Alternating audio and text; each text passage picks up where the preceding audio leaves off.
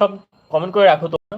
যারা আমার লাইভে যুক্ত হয়েছো তোমরা সবাই আমার মানে লাইভের পাশাপাশি আমার ভিডিওতে গিয়ে কমেন্ট করে রাখো, তাহলে আমি তোমাদের সাপোর্ট করতে পারবো, তোমার চ্যানেলে যেতে পারবো। না হলে তো আমি খুঁজে পারবো না, কারণ এই লাইভে যে তোমরা যেমন কমেন্ট করতেছো আমি শুধু কমেন্টটা পড়তেছি, কিন্তু যখন আমার এটা ভিডিও হয়ে যাবে বা লাইভে আমি রেখে দিব তখন কিন্তু আমি তোমাদের এই নাম কিছু খুঁজে পাবো না। এখন যেটা পাচ্ছি দেখতে পাচ্ছি এটাই আনা। ভাই আমি আল্লাহকে মনে প্রাণে বিশ্বাস করি। খুবই ভালো। তোমরা হচ্ছে ছোটবেলা থেকে এই ছোট বয়সে এখান থেকে এই যে ইসলামের পথে চলতেছো, আমার ভালো লাগতেছে শুনে। তোমার আশেপাশে যারা আছে সবাইকেও এভাবে ইসলামের পথে আনার চেষ্টা করবা, ইসলামকে অ্যাকচুয়ালি বোঝাবা। তুমি যদি ইসলামকে মানতে পারো তাহলে তোমার জীবনটা অন্যরকম অনেক সুন্দর হয়ে যাবে। দিন শেষে দিন শেষে আমি তুমি সবাইকেই মৃত্যুবরণ করতে হবে। এই যে আজকে আমি তোমাদের একটা ঘটনা বলি। আমি এশার নামাজ যখন পড়েছি তো তখন একজনের জানাজা নামাজ পড়তেছিলাম। তো যখন আমি জানাজা নামাজটা পড়তেছিলাম, তো আমি আজকে এশার নামাজ পড়তে যখন গিয়েছি, তো তখন একটা আন্টি মারা গিয়েছে, তো আর জানাজা ছিল। তো আমি যখন জানাজাটা পড়তেছিলাম আমার ভিতরে যে যে কি কষ্ট, যে খারাপটা লাগতেছিল, যে মনে হচ্ছিল যে এই যে আমি তার জানাজাটা পড়তেছি, তাহলে আমি যখন মারা যাবো আমার জানাজাটাও কেউ না কেউ পড়বে। তখন আমার খুবই কষ্ট লাগতেছিল, আমার চোখ দিয়ে পানি পড়তেছিল, পানি পড়ে একদম সামনে টপ টপ করে পানি পড়তেছিল।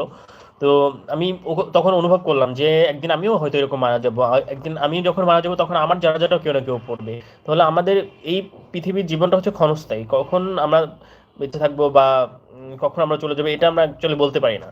তো এই হয়তো আছি, এই হয়তো নাই, এই এখন আমি তোমাদের সাথে কথা বলছি, কিছুক্ষণ পরে হয়তো আমি মারা যাব। তো কোনো ভরসা নেই, সেক্ষেত্রে আমাদের উচিত সবসময় ভালো থাকা, হালাল পথে চলা, সৎ খাবার মানে সৎ পথে চলা, হালাল খাবারটা খাওয়া, বাবা মাকে সম্মান করা, তাদের কথা মতো চলা। আর ইসলামে যে নিয়ম বা রুলসগুলো বলা হয়েছে, যেভাবে চলতে বলা হয়েছে সেভাবে জীবন পরিচালনা করা, এটা আমাদের জন্য খুবই দরকার, উপযোগী। বর্তমান যে সিচুয়েশন আমরা ফেস করতেছি, এই যে আমি এখন ঢাকাতে আছি, ভীষণ বাজে একটা অবস্থা, এত যে ক্রাইসিস, এত যে সমস্যা বলার মতো না। একটার পর একটা এক্সিডেন্ট হতেই যাচ্ছে, একটার পর একটা এক্সিডেন্ট হতে হচ্ছে তো হচ্ছেই, কোনো নেই। কারণ এখন অ্যাকচুয়ালি কেউ কাউকে সম্মান করে না, ছোটরা বড়দের সম্মান করে না, বড়রা ছোটদের সম্মান করে না, যার কারণে এই যে সিচুয়েশনটা আসছে। এই যে ইন্টারনেট ছেলে মেয়ে গিয়ে বড় ভাইদের যে মারামারি, বড় ভাইদের কলেজে গিয়ে সেই যে অবস্থা বাজে যা করে আসছে। তো তারা এখন সিনিয়ররা, এখন বড় যে আছে বড় ভাইরা আবার ছোট ভাইদের কলেজে গিয়ে প্রচুর ঝামেলা করে আসে। আচ্ছা ভাই চলে যাই, ঘুমাবো। ভালো থাকেন, আবার দেখা হবে ইনশাল্লাহ।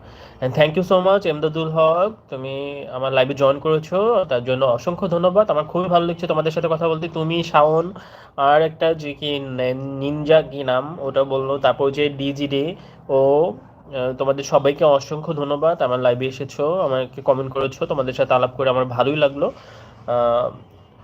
অ্যাকচুয়ালি লাইভে আসার মূল কথাটা হচ্ছে যে তোমাদের সাথে কিছুটা টাইম স্পেন্ড করা, তো সবার সাথে কথা বলা, সবার খোঁজখবর নয় এতটুকুই। কারণ আমি ভিডিও ছাড়ি, ওখানে তোমরা কমেন্ট করো অতটুকু বুঝতে কথা, কিন্তু লাইভে আসলে তো তোমার কানেক্টেড মানে আমি লাইভ তোমাদের দেখতে পাচ্ছি, তোমাদের কমেন্ট বলতে মানে কমেন্টের উত্তর দিতে পারছি, এটা আমার জন্য একটা বেনিফিট, ভালো।